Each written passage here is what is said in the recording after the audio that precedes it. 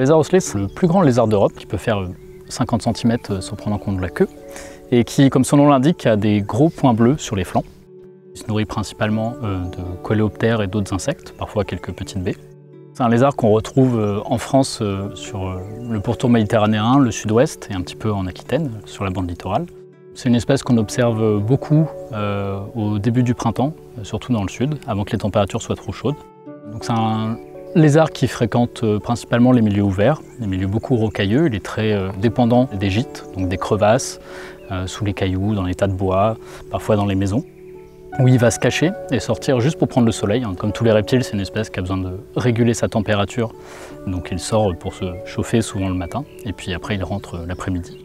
Le lézard osselet a toujours eu des prédatures naturelles, le cercail de Jean Leblanc, la couleuvre de Montpellier. Il peut être aussi prédaté par les chats domestiques, les chiens, mais ce qui cause son déclin, c'est la disparition de son habitat par l'étendue de l'artificialisation en France et la déprise agricole qui cause une fermeture des milieux.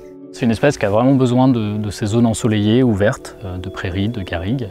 C'est aussi une espèce qui se fait beaucoup écraser sur les routes. Le lézard osselet en déclin a été considéré comme une espèce prioritaire par l'État, qui a donc développé un plan national d'action sur cette espèce. C'est un programme national qui est décliné au niveau de l'aire de répartition méditerranéenne, donc en Occitanie et en Provence-Alpes-Côte d'Azur. Et du coup, sur ces deux régions, on travaille sur l'animation d'acteurs, différentes collectivités territoriales, régions, départements, comités de communes, associations, bénévoles. Et l'objectif est donc de continuer à améliorer ses connaissances et surtout développer des expériences de gestion, de réouverture de milieux, de pâturage, qui permettent de mieux prendre en compte l'espèce dans les espèces protégées et dans les endroits où elle est sous pression, notamment en marge de zones urbanisées.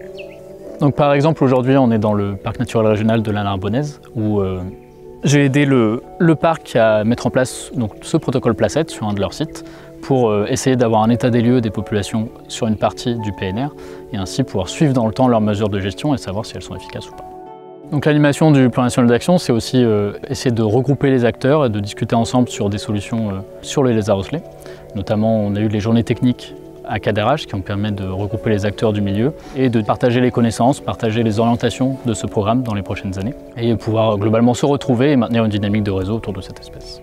Du coup, les collectivités territoriales, les associations, les bénévoles peuvent me contacter pour que je les aide à développer des programmes. Ça peut être un suivi, ça peut être des mesures de gestion, des formations, de la sensibilisation, pour essayer de mieux prendre en compte cette espèce sur leur territoire.